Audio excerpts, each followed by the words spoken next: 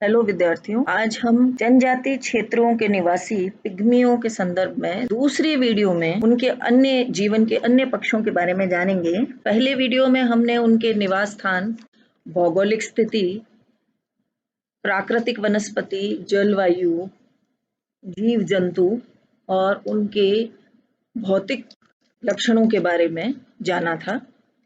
आज हम उनके अन्य पहलू जैसे अर्थव्यवस्था, सामाजिक जीवन, भोजन, वस्त्र, ईंधन आदि के बारे में तथा संस्कृति आदि के बारे में जानेंगे। मुख्य रूप से आखेट पर आधारित इनकी जीवन पद्धति है, क्योंकि इनके पास न कोई सुव्यवस्थित उद्योग है, न ही ये कृषि करते हैं और इनके सारे कार्यकलाप केवल भोजन और आवास तक सीमित हैं।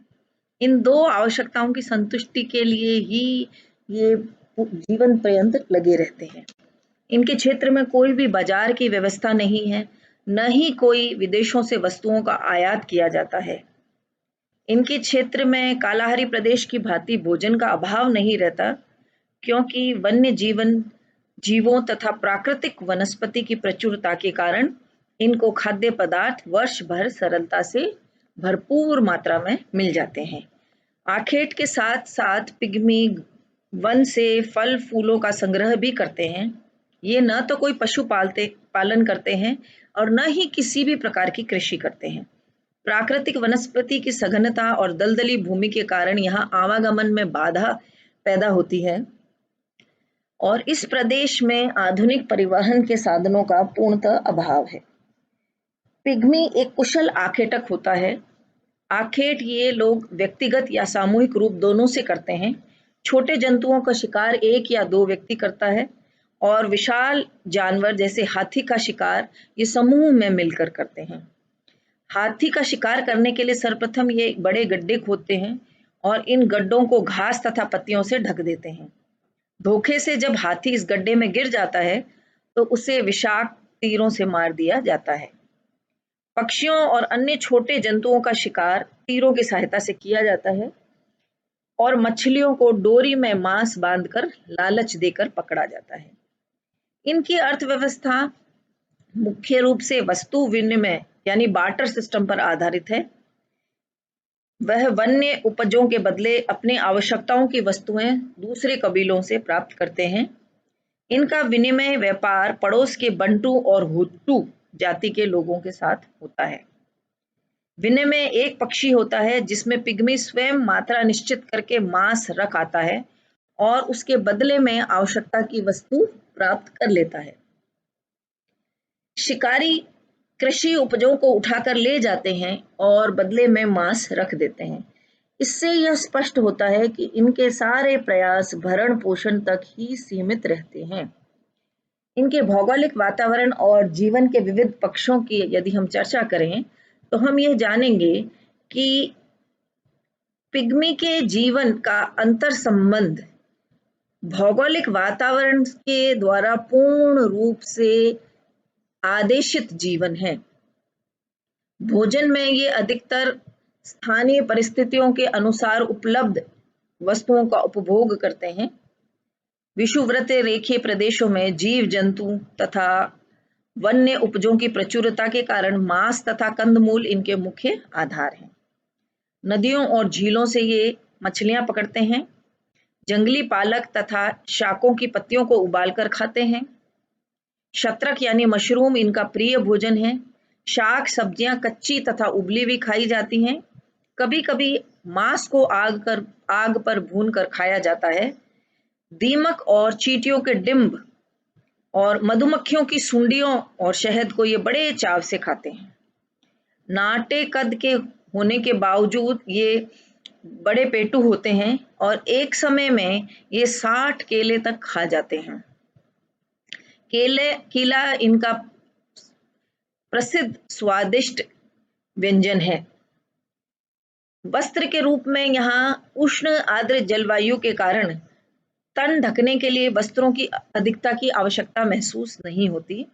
आदिम अवस्था में होने की वजह से इन लोगों के पास सूती वस्त्र उपलब्ध नहीं है, न ही उन्हें ऐसे वस्त्रों का ज्ञान है। इस वातावरण में उपलब्ध साधन जैसे छाल और पत्तियों का उपयोग कर ये तन ढकते हैं। शिकार से उपलब्ध होने वाला चमड़ा भी तन ढकने की आवश्यकता को पूर्ण करता है। पुरुष कमर के नीचे छाल या खाल की पट्टी बांधते हैं, जबकि स्त्रियां पत्तों के गुच्छों को कमर के नीचे लटका लेती हैं। स्त्रियों द्वारा ताड़ के पत्तों का उपयोग किया जाता है। अतः यह स्पष्ट है कि तन को ढकने के लिए भौगोलिक वातावरण द्वारा प्रदत्त साधनों पर ये निर्भर करते हैं। निवास स्थान के रूप में ये कभी पक्के मकान बनाकर नहीं रहते, ये केवल झोंपड़ियां बनाकर रहते हैं। झोंपड़ियों में रहने की आवश्यकता जीव जंतुओं से सुरक्षा और प्रतिदिन होने वाली वर्षा से बचाव की दृष्टि से अनुभव की गई। ये लोग मधुमक्खी की आकृति की झोंपड़ी बनाते हैं, जिसका व्यास 2 मीटर और ऊंचाई 1.5 मीटर होती है। झोंपड़ियों का प्रवेश द्वार एक छिद्र के समान छोटा होता है। लकड़ी और घास फूस की सहायता से ये झोंपड़ी का निर्माण करते हैं।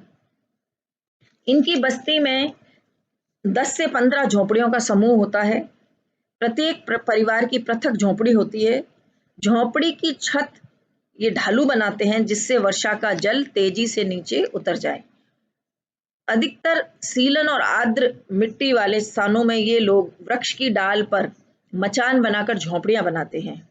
इन झोंपड़ियों के निर्माण में परिश्रम अवश्य करना पड़ता है, परंतु स्थानीय रूप में सरलता से उपलब्ध सामग्री का उपयोग कर ये आवास के निर्माण को पूरा करते हैं। इन्हें ईंधन मुख्य रूप से खाने को पकाने के लिए आवश्यक होता है, परंतु आर्द्र जलवायु तथा प्रतिदिन होने वाली वर्षा के कारण यहाँ सूखी लकड़ियों का अभाव रहता है। अग्नि को प्रज्वलित करने के लिए ये पत्थरों का उपयोग करते हैं। कभी कभी उबला हुआ मांस खाने के लिए इन्हें अग्नि की आवश्यकता होती है। वस्त्र तथा अस्त्र शस्त्र, ये घुमक्कड़ जीवन व्यतीत करने वाले लोग घरेलू सामान बहुत कम रखते हैं। इनकी आवश्यकताएं भी सीमित है और घर की साज सज्जा का सामान भी बहुत ही कम होता है।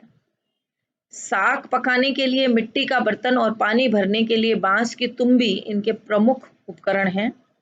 सोने के लिए बांस की खाट भी ये बनाते हैं। प्रत्येक पिग्मी बांस की बनी सीटी रखता है, जिससे वो अपने साथियों को संकेत देते हैं, और पक्षियों की बोली निकालने के लिए भी इस सीटी का उपयोग करते हैं। इनके प्रमुख हथियार तीर और धनुष हैं। तीर की नोक पर ये विष लगाते हैं। तकनीकी दृष्टि से पिछड़ा होने के कारण इनके पास आधुनिक अस्त्र शस्त्र नहीं है। यदि हम इनकी सामाजिक व्यवस्था के बारे में अध्ययन करें तो हमें ये ज्ञात होगा कि पिग्मी लोगों में सामाजिक नियंत्रण बहुत कम पाया जाता है। इनके समाज में कुशल आखेटक को सम्मान मिलता है।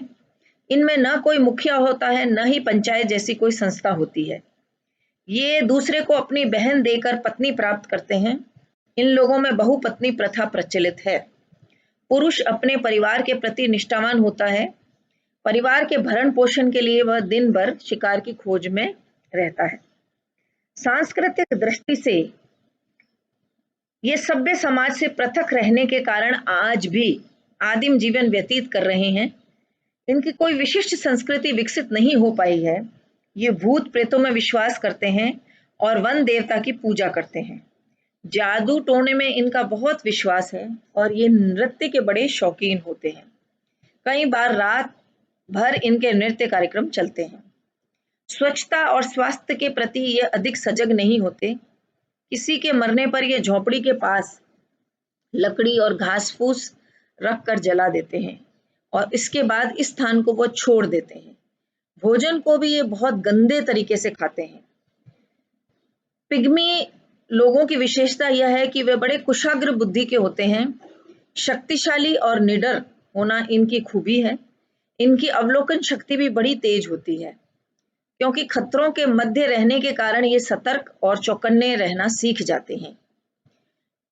इनको एक वृक्ष से दूसरे वृक्ष पर तेजी से के साथ जाने का अच्छा अभ्यास होता है। ये लोग अपने क्षेत्र के पड़ोस में रहने वाली सभी सभ्य जातियों के संपर्क में आने पर भी उनके प्रभाव से अछूते हैं। इस प्रभाव से इनकी जीवन शैली में कोई परिवर्तन नहीं आया। यूरोप के उपनिवेशवाद ने इनको थोड़ा प्रभावित किया। अब कुछ पिग्मी नौकरी तथा खदान के कार्य में लगे हैं, फिर भी विदेशियों के साथ संपर्क स्थापित करने से ये लोग डरते हैं और इसी भय के कारण ये वनों के आंतरिक भागों में रहते हैं। कुपोषण और बीमारी के कारण इनकी जनसंख्या दिनों दिन कम